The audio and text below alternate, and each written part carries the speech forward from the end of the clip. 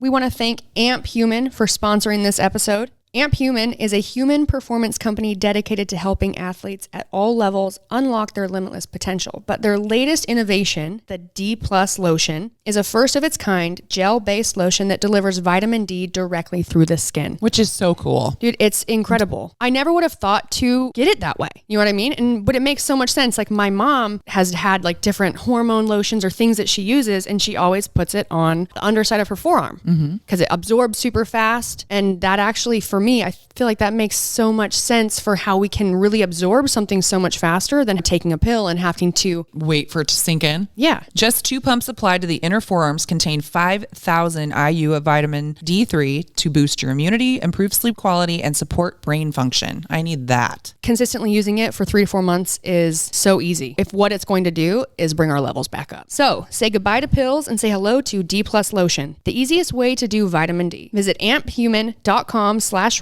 and use the code REPS15 to get 15% off D Plus lotion today.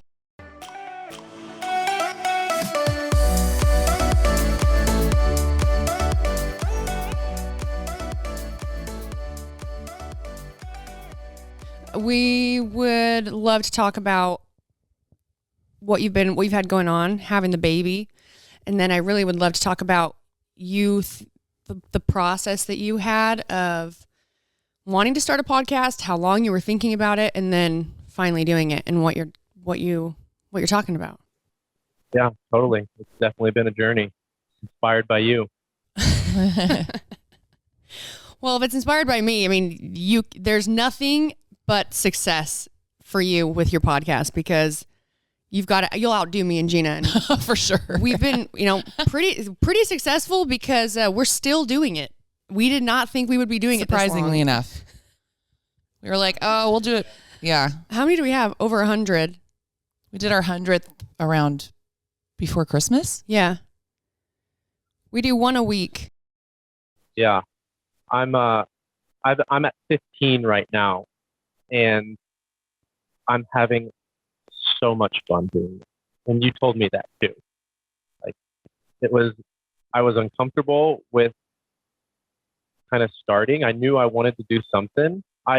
First I tried to do like a vlog, start a YouTube channel, and we actually got some great content. Jenny and I went from the CrossFit Games onto a 40-day road trip in our van and ended at Burning Man. We filmed the whole thing, and it was epic. But I didn't like having the camera in my face all the time and having to kind of narrate stuff. And it was always like, wait a second, let me get the camera out. And it just like would be a total buzzkill, and I didn't enjoy it. I really didn't enjoy it. Yeah. But the whole purpose of us starting that was so that we could put some authentic content out. I was kind of getting just weighed down a little bit by Instagram, and it's just kind of it's an amazing place. Like I've met some amazing people through Instagram, and I've learned a lot through Instagram, but it's also just kind of a gross place too. And it would kind of weigh on me from time to time. I'm like, I need to do something better with social media than just posting pictures or PRs or whatever it is. So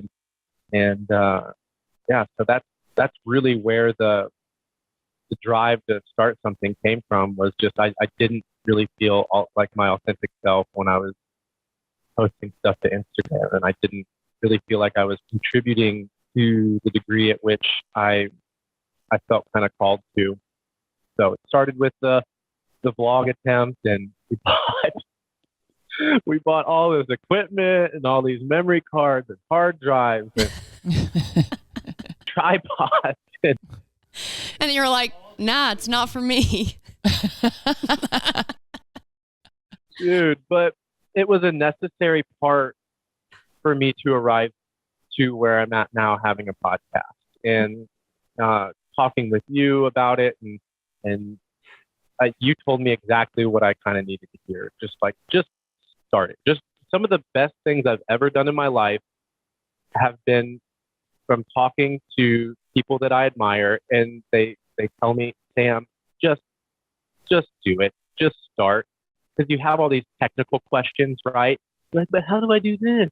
And what about this? And don't I need to learn about this? And you end up really paralyzing yourself with all of those what ifs and what do I need to do type things. So your message was simple. It was just, you just need to start it and just go. And I've fallen in love with it. I've had some of the greatest conversations I've ever had. I've learned so much. I've cried a lot. People have shared just some of the most heart-wrenching and inspiring stories I've ever heard. And it's changed my life already. And I can't wait to continue to get these published and hopefully they inspire people as much as they have inspired me. I mean, that doesn't surprise me at all. Just who you are and me knowing you, the types of people that you'll be able to have conversations with, they'll be pretty incredible. And on that note, really quick. Go ahead. We just haven't introduced you. Everyone's like, "Who are you talking to?" I know. I was gonna say, which have honestly, we even said that? What like? But that's that's usually how we start. For us though, won't surprise one person that listens to our podcast. No. Hey guys, welcome to Between the Reps with Brooke and Jeanna. And we have one of my dearest, closest friends, Sam Dancer, on. Finally, actually, incredible athlete, incredible coach, extremely innovative with creating exercises for adapting to whatever you're dealing with, whether it's an injury, whether it's and you know what's the word, a issue where a limitation because physically you're just not able to do something. Does incredible work with the special needs community. So Sam, I would like you to just give a little blurb about who you are. Who are you? Who are you? Who are you? Who's this giant, strong man that has just the biggest heart you've ever seen? I'm just a boy. I'm just a boy. Who loves a girl? Thank you for all those kind words and that introduction. Yes, I am Sam Dancer. I am a husband. I am a new father. I've been a gym owner for almost 10 years now. I travel doing seminars, teaching people about nutrition and breathing and moving and, just wellness in general. I'm also the founder of a non-for-profit called the Dancer Love Foundation, and we service athletes with special needs. And as you were mentioning, I really do enjoy finding creative solutions to kind of fitness-related problems. I was an art major in college, and I think that's kind of allowed me to just have an avenue where I get to be creative and artistic with working with people. And I live in Quincy, Illinois right now. It's a very small town in the Midwest. Jenny and I live also part-time out of a van and travel around the country, and we really like to adventure and have fun and such. I used to be a collegiate football player, and after that I found CrossFit, and I've been doing that professionally for the past 8 years. So that's kind of a little encapsulation of who I am and what I'm up to and what I enjoy doing. Perfect. Well, now you have a podcast. And now I am a host of a podcast. Yes. What's the name of your podcast? Man, we bounced around between so many. We tried to get super creative with it, and it's now just the Sam Dancer podcast. Perfect. That is perfect. Dude, when we were doing ours, we had no idea. They're like, "What do you want to call it?" And we were, trying to think, and we really wanted to call it, not talking shit, but That's good. And one like hurdle or issue we ran into is that, I mean, there's so many podcasts out there. So finding a name that was like available. Yeah. So Between the Reps was actually brought to us. And we're like, oh yeah, okay, we'll do it. Oh, but Sounds great. what did Courtney figure out? So yes, last night we were recording a podcast with a friend of ours. She owns a medical spa, and Colby, our friend Courtney, I guess Colby had posted on his Instagram, and Courtney responded to it because it had our handle. We just recently created an Instagram for Between the Reps. And she said, and now none of us can see it differently. She said that the app Between the Reps, because there's no spaces, it looks like Between Herpes. And it does. It does. Oh shit. Oh, I'll take the rapist for 500. Between the herpes.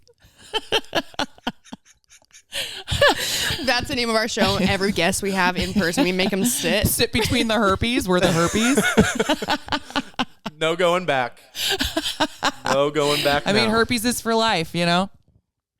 Oh my God. It's the one gift that keeps on giving. That's perfect. Yeah. So that's our name of our podcast. So I think the Sam Dancer show's pretty safe, pretty good, solid. Yeah. Between herpes.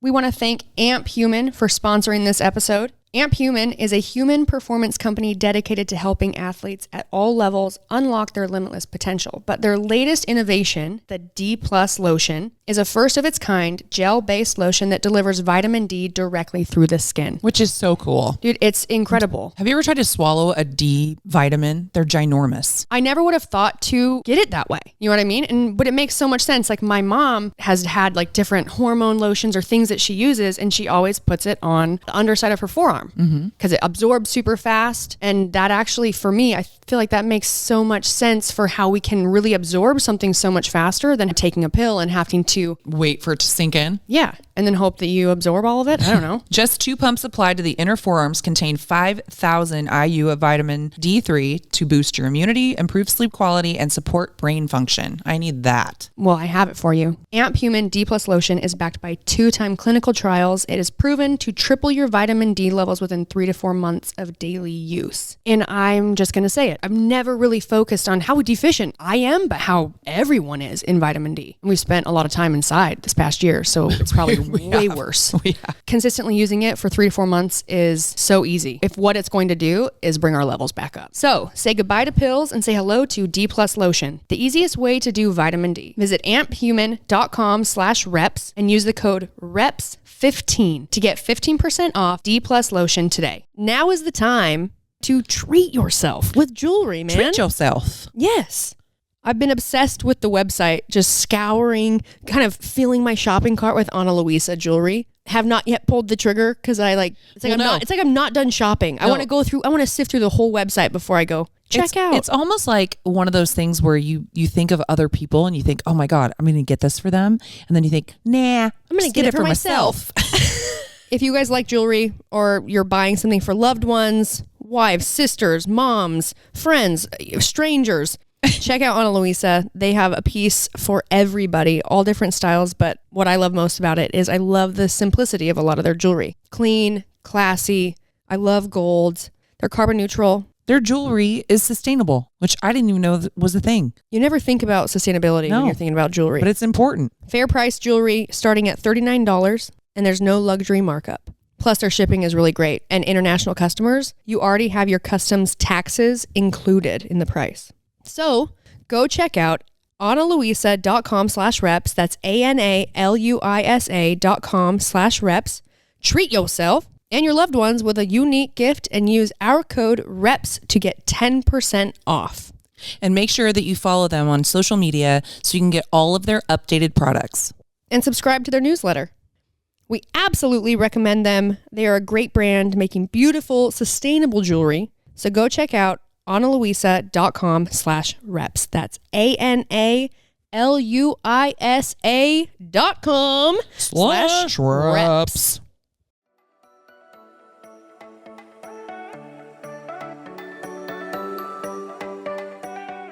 You had a baby. Oh, dude, Brooke, it's been incredible. I always tell people a couple things about the whole process, and one of the first things is the day before we found out, we decided that we were going to wait 5 years before we started to try. No. So, Surprise! yeah, the day after we found out we were pregnant, and gosh, it's been remarkable.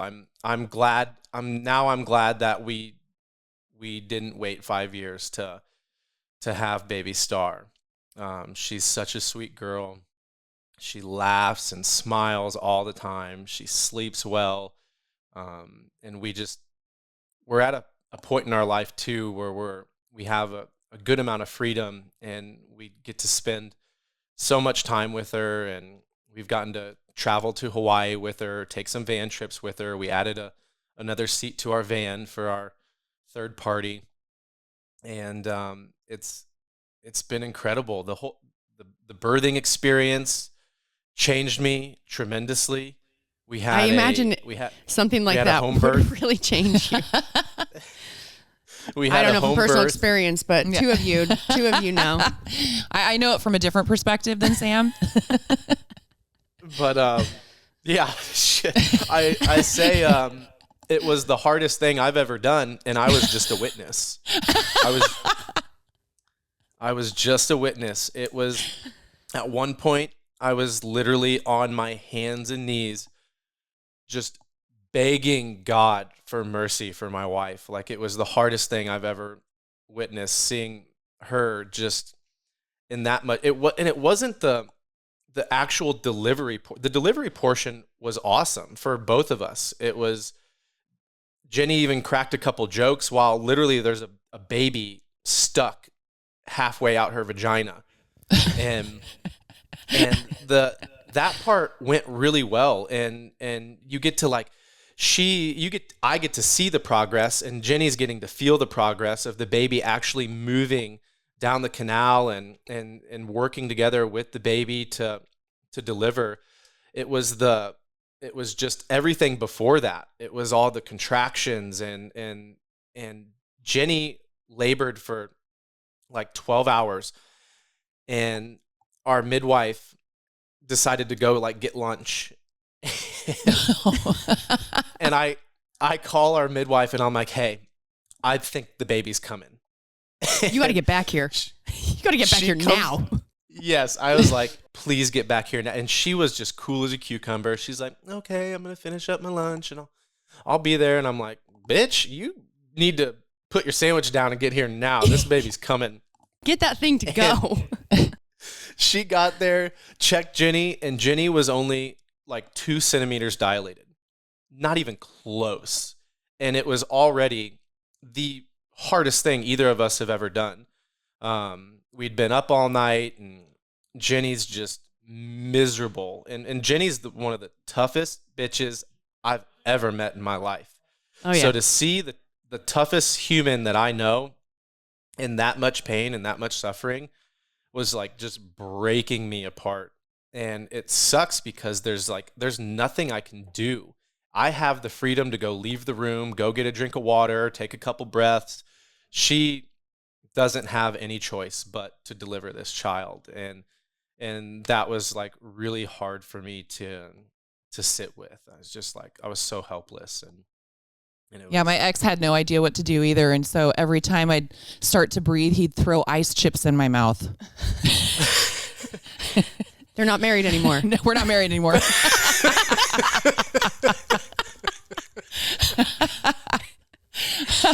So I'm assuming she did it with no drugs. Yeah. No, well, she begged for him. Yeah. But, yeah. You'll do that. Give me the drugs. Yeah. No. Yeah. Jenny, like probably 5 times was like, she goes, I'm done. Take me to the hospital. And yeah, our midwife would be like, I hear you. And I feel like, Which is the worst. I feel You're like- like, shut the fuck up and you're give like, me the oh, drugs." you hear me? Listen, Listen, bitch. you're about to feel my fist. yes, that's pretty much how Jen would react too. She'd be like, stop saying that. Like, I know what you're doing. And she would every time Jenny asked to go to the hospital, she would say, okay, I hear you, but we need to get to this next point, and then once we're there, we'll know whether or not, we can take you to the hospital. And she just kept saying that we need to get to this next point. And Jenny's like, you keep saying that. You're not listening to me. Yeah, Like, you're I want lying to go. me. You're lying to me. How many points are there? You're lying. How many checkpoints are there? And our midwife did a tremendous job. She very gracefully directed the whole experience and kept us all pretty calm. And the point that she was trying to get her to was the tub. That was kind of our last thing that we needed to try before we went to the hospital. And once Jenny got in the tub, it quite a bit of relief, and things progressed rather quickly once we got in there. But it took about 28 hours to get to the tub. Wow. She's just, poor thing's just exhausted. It was exhausting. I can't even imagine it for her, but even for me, it was the hardest thing I've ever done. It was the most exhausting thing I've ever done, was just trying to support my wife and witness and try to hold space for her. Like, I was a mess. I was a freaking sloppy mess the whole time. I was like, yeah, I got this. I can support my wife do this. And just like sobbing the whole time and literally praying out to God, like, again, on my hands and knees for like an hour, just begging God for mercy. And like, oh shit. But it was still, I hope we never have to do that again. Like, literally after the child was out, we were like, how do we keep this from ever happening? Like, how do we make sure we never get pregnant again? But if we had to do that all over again, we would definitely still go that route. It was the care that we received from our midwife and from our doula and the assistant midwife was unlike anything that we really experienced in kind of the healthcare system. And we interviewed quite a bit of doctors and different people, and nothing even came close to like this lady. She came and visited us for like 6 to 8 weeks even after the baby was born, and checked up on us, and which is nice because you don't know what the hell you're doing. Fuck no. I know. You get a baby and you get to go home with it. Yeah. And like, that is so fucking crazy. It really is. You think about it and you're like, yeah.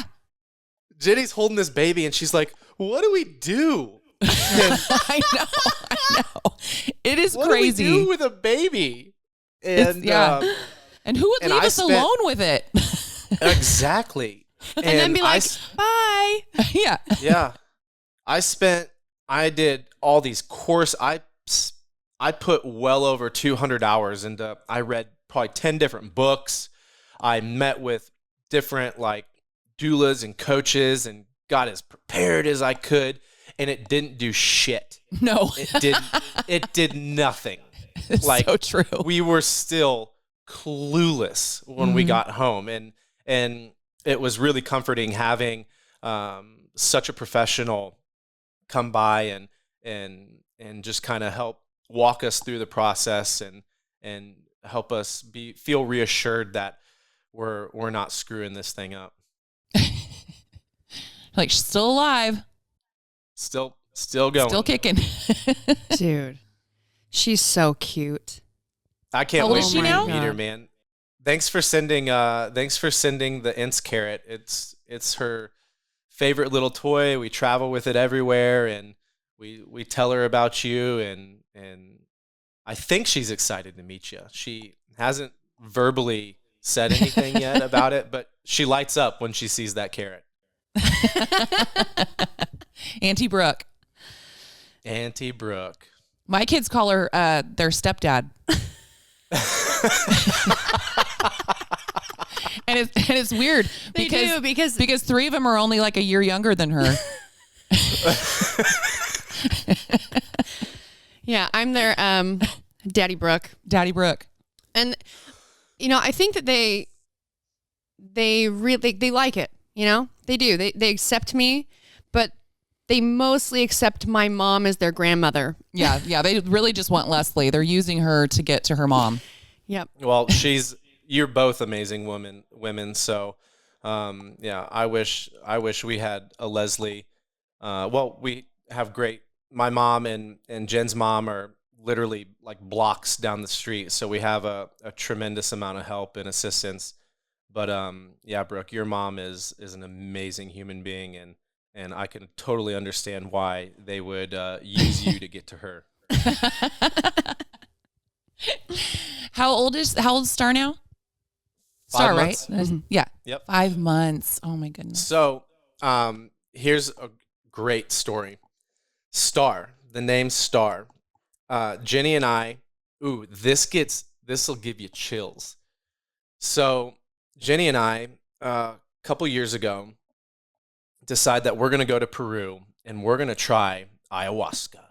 Yep. And, check it off the list, and just thought it would be a cool recreational thing to do. No, it was not. It was Did you puke horrifying. or shit your pants? Both, everything. It's a fucking war zone. Everyone is shitting themselves. Everyone is barfing. That's what I've heard. It is the most terrifying thing I have ever done. And you get this temporary access into the spirit world, which thank God we don't have that 24/7, because it's real and it is scary.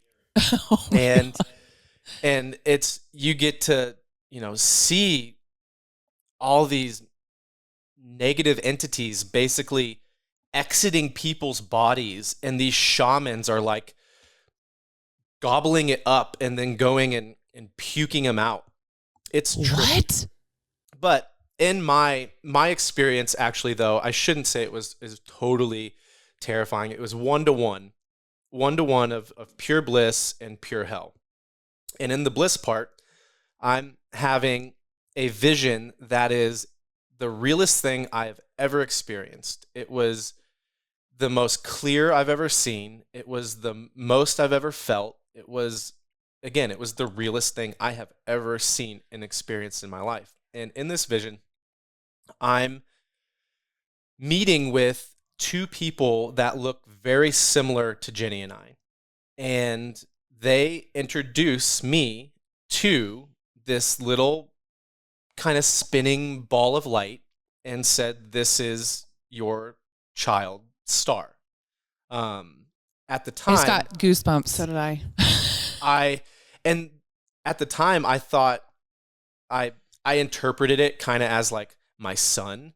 But I think that's just a typical dude thing to do. I think women want to have a girl and guys want to have a boy. And so for the longest time, I was certain it was going to be a boy. But they never said it was going to be a boy. They were just like, this is your child, Star. And a year from the day that I was introduced to my future child is the day that we found out we were pregnant. Whoa. Exactly. Oh, it gives me the chills. To the day? To the exact day. The exact day that I had that vision, a year later, is when we found out we were pregnant. And we were just like, what is happening? Dude, look at I'm like goosebumps all over. That's insane. It was so trippy. But she wasn't in body. She was just it was just like her soul, I guess, just this little ball of light. and like I still got to like kind of the communication that was happening between me and these other two people was nobody's mouths were moving. Like it was all telepathic. And and but it's weird. You still like kind of understand what people are saying in full sentences, but there's a little room for kind of some interpretation. But I got to meet Star and like in the vision, we got to kind of like embrace each other and hold each other and I just remember like how excited we all were that we all got to meet each other in this realm. Yeah, so Wow. that's where the name Star came from. And because in the vision they said this your child Star. Yeah, they were very Wow. specific about the name. It was Star. Wow. Does she have a middle name? Zia. Sia?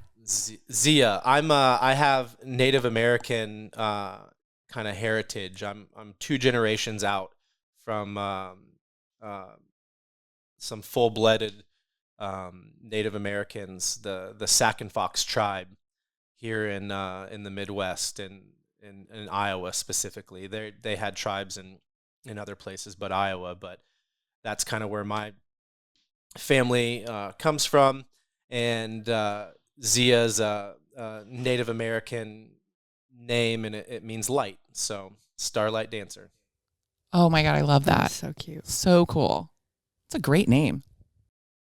Yeah, while a Star Zia Dancer is a dancer growing up. I didn't enjoy it. I got made fun of. I can just imagine being a boy. Dude, and parents, like it was mostly parents. Like it really wasn't like the kids making fun of me. They weren't really making fun of me. They were Right. They were just always commentary. Yeah, it's Dancer? just like a dancer? You're like, yeah. Yes. Oh, let it go. like the reindeer, or like can you dance? And just like, fuck, you're an adult. You're an adult. You're like, it's like whatever you want to compare it to, I guess. I'm just laughing too because I can see my ex 100% saying that to like one of the kids' friends when they come over. Like a reindeer? like a You're reindeer? Yeah. I suppose. Like a dancer? And they think they're the first person on the planet to come yeah, up with it. yeah. So they're always like knee slapping, like, oh yeah, fuckers. Oh my God. So Dude. true. But yeah, I didn't like the name when I was younger, but now that I'm older, it's a beautiful name, and I'm happy that when I was younger, I was like, when I'm old enough, I'm changing my name. I don't want to be Sam Dancer anymore. And I even to that too, it's so crazy, man. It's such a great testimony to just kind of like just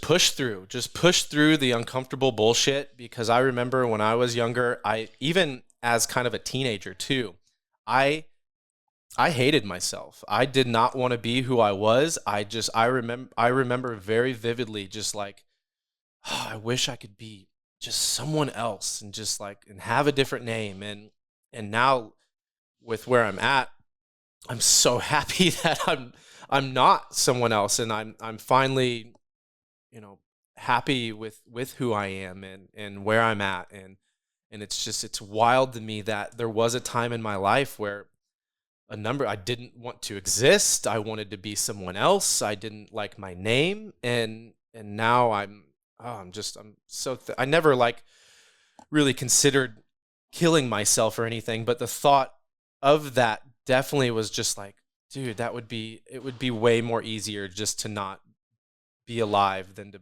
put up with. I got my ass kicked in college and was made fun of, and all my friends from grade school, like, they saw me getting my ass kicked and made fun of, so they're like, fuck, we don't want that. So they kind of all ditched me. So high school was really lonely for me, and really, yeah, just really tough to, just put up with all that bullshit. And I was raised in a way where retaliating and fighting back was not really an option for us. And if I was going to do that, it had to be legally. And so that's where where football was, thank goodness for football, because I was able to, that was very therapeutic for me. And I was a good football player, so I got to take out a lot of aggression on people. Yes. Great place for you to have an outlet like that. Mm-hmm. And I think all the time, like, shit, what if I didn't? What if I didn't have an amazing dad, an amazing mom? What if I didn't have a cool brother? Like, what if I didn't have art or football to be able to help me through some of this stuff? And that would always kind of be something that would help me push through and just be, I guess, thankful that I was privileged, and I was athletic, and I had a loving family, and it kind of at the same time, though, it made my heart break a little bit for anyone who was going through something similar and had something less. Yeah. Oh yeah. But good place now. Doing all right. Yeah, you're crushing it, man. I'm having a good time.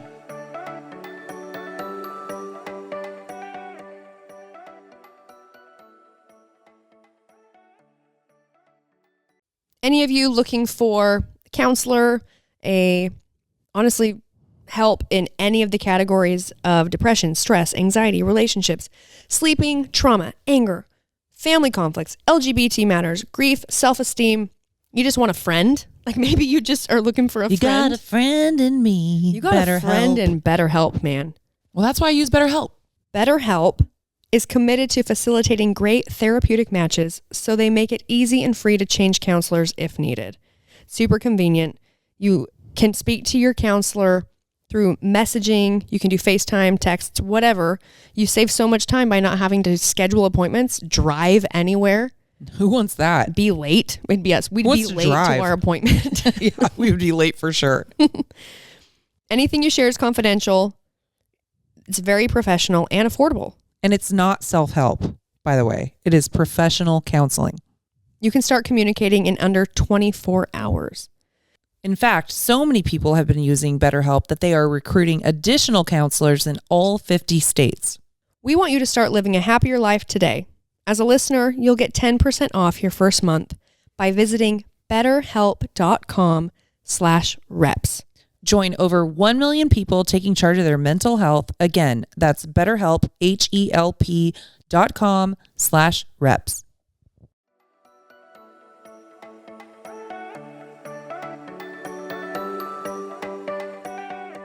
Have I ever told you I met Jen before I met Sam? Mm-mm.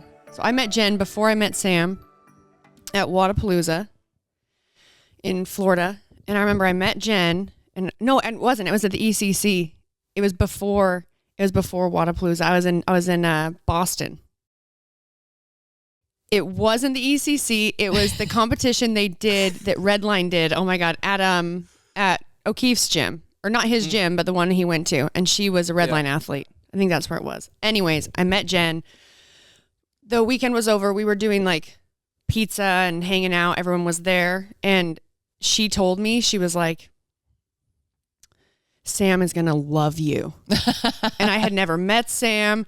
I don't even think that I even like knew what Sam looked like, but all she could tell me was like, he's going to hug you and he is going to love you, and was telling me all this. And that's exactly how it was. I met Sam in Miami for the first time. And the same trip we met, and then the same trip, Sam redid my Killcliff pictures. Oh, I don't know if you've ever seen those pictures. He put on there. I have a picture. I probably have it on my phone somewhere where he redid as in he reenacted. He redid them. He put on white booty shorts. And a pink Killcliff tank top. I think I have seen this. And then took pictures that we had of me that Killcliff had, and he did them. Pretty sexual too. Very sexual. And fell in love with him that day. Yeah, I was a little bit intimidated because he looked better in those shorts than I did. Let's say how'd he look? Good. But yeah, Jenny had a great time with you, and I think with Jen, I think a reason she was so drawn to you too is again, she's a badass chick, man. She's very secure in who she is and very confident in who she is, and she doesn't vibe well with insecure people. She's gotten a lot better at being able to hold her own space and feel compassion and empathy for people who are insecure with themselves. But I think when she came across you, she found another person who was of similar likeness, and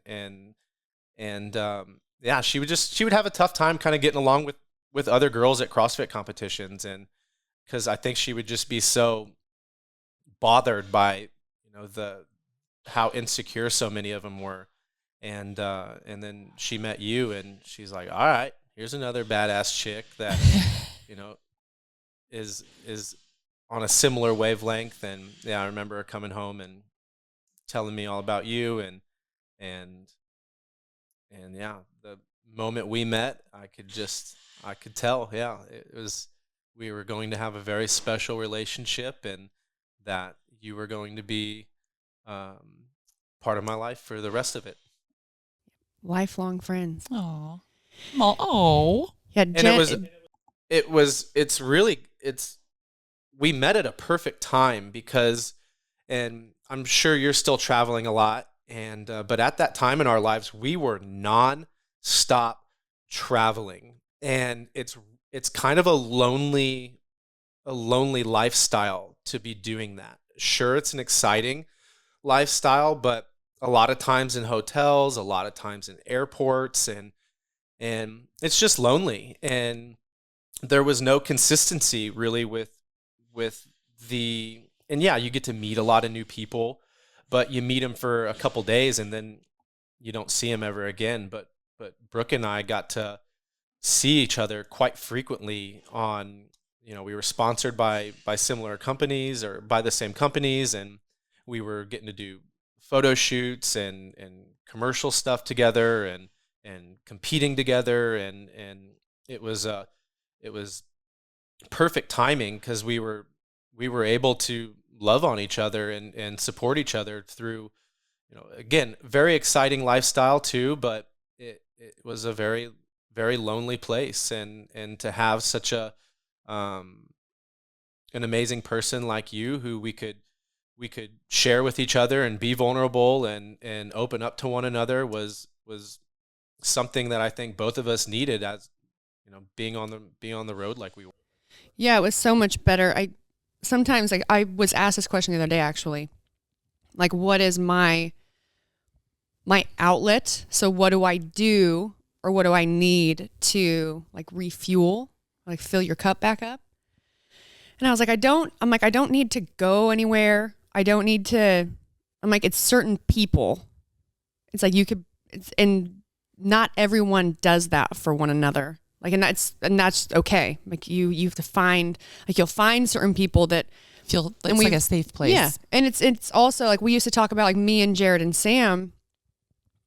That's what it was for us. When we would have something coming up and it was for a company, because we were sponsored by Killcliff, we were sponsored by Noble, and then me and Sam were then sponsored by Paleoethics at the same time.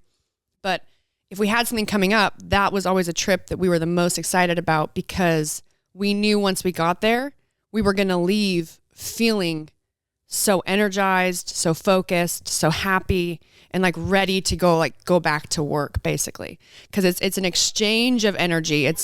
We were always, and this sounds so arrogant, but we were always kind of maybe not spotlight, but we were always the ones kind of giving.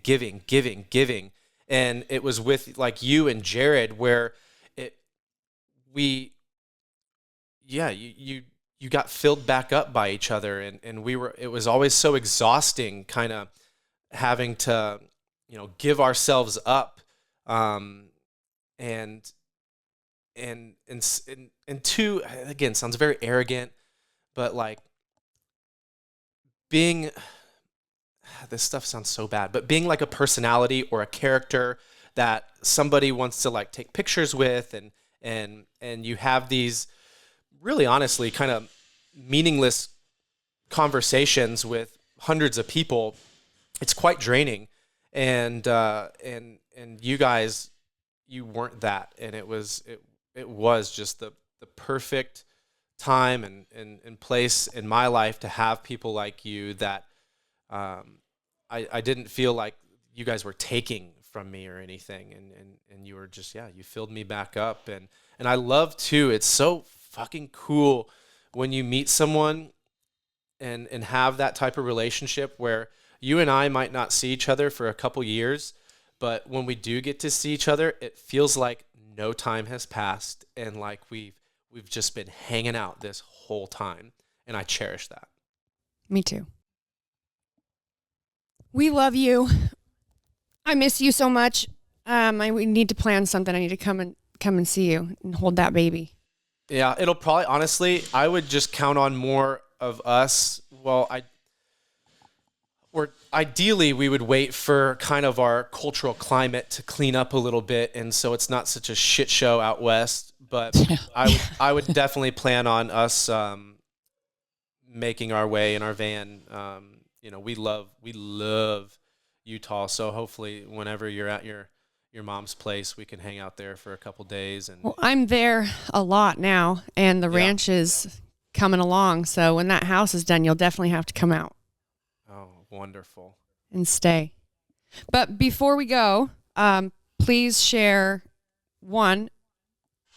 your podcast, when you think your episodes will be up, and then also if you have anything about that you'd want to, maybe what you're going to be talking about, or what the mood's going to be, whatever, and then where everyone can find you.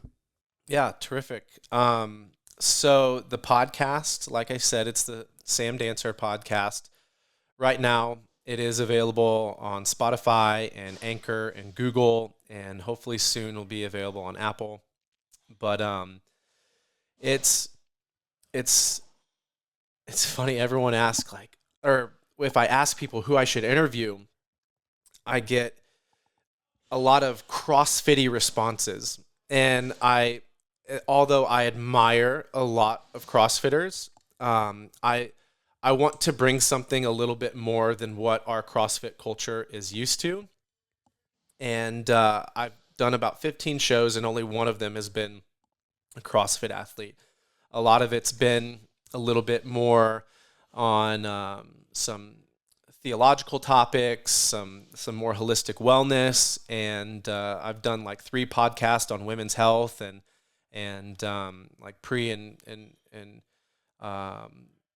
post pregnancy, like style nutrition and just childcare and such. So my goal with it is just to bring some new information to the CrossFit space that is, I think, kind of lacking. It's such an intense go culture, and I hope that with this I can help people maybe find a little bit more balance with their fitness and to use their fitness too, right? Like so much, usually a lot of CrossFit athletes, like they just use their fitness for more fitness.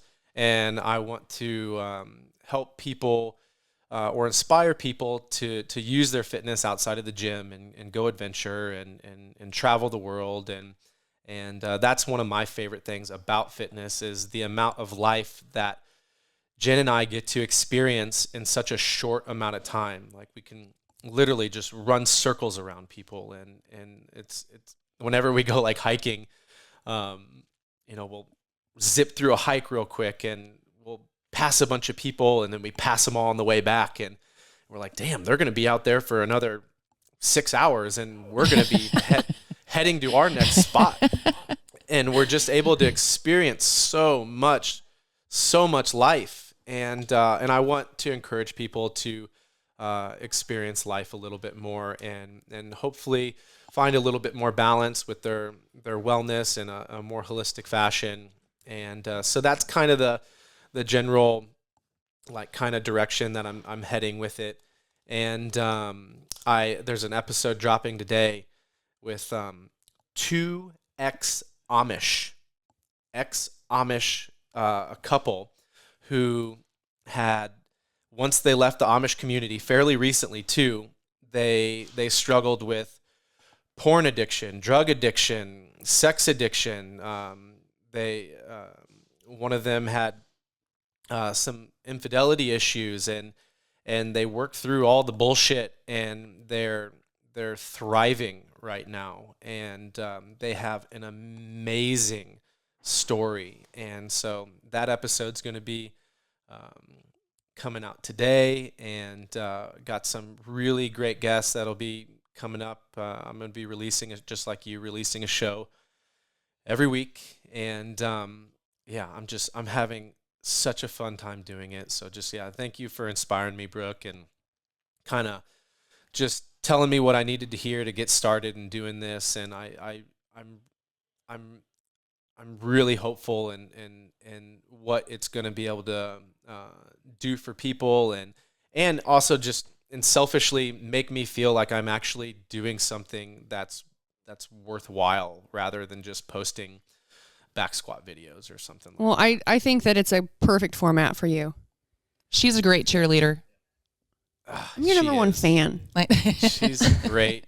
And then also, it's been a weird year for everyone. Usually with our non-for-profit, we're able to do upwards of like 30 charity events. And the past year, I think we only got 2 in. So like I mentioned with the Dancer Love Foundation, we basically just raise money so that we can support athletes with special needs to get into gyms, and we cover the cost of that. And so if anyone's ever interested in supporting or maybe hosting a event, we do an event called the Row Raiser. It's really, really simple, just 10 people on a team rowing a marathon, and ideally you have a special need athlete on each team, and they participate as well, and they kind of finish the row at the end, and we help you get organized with all that and get connected with your local area director with Special Olympics, and we kind of have like a pamphlet that helps you get organized for all that. And so if anyone's ever interested in that, just Google Dancer Love Foundation and check us out.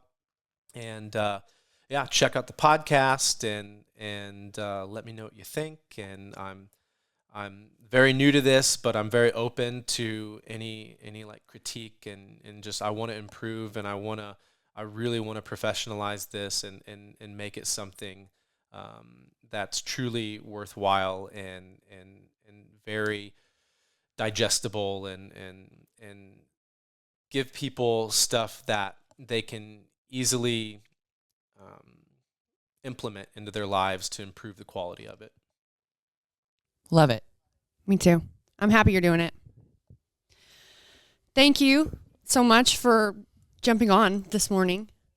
It's a pleasure. Yeah. Well, I'll talk to you soon.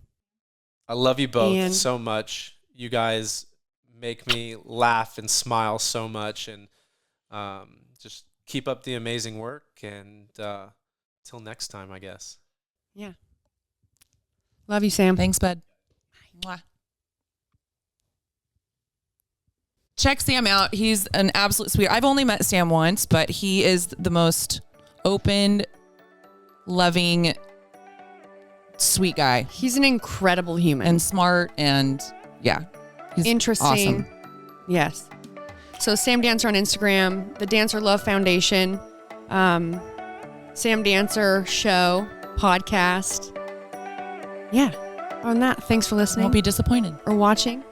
And don't forget to rate, review, subscribe, 5-star rating, 5-star warning, and we'll talk to you guys next week. Bye.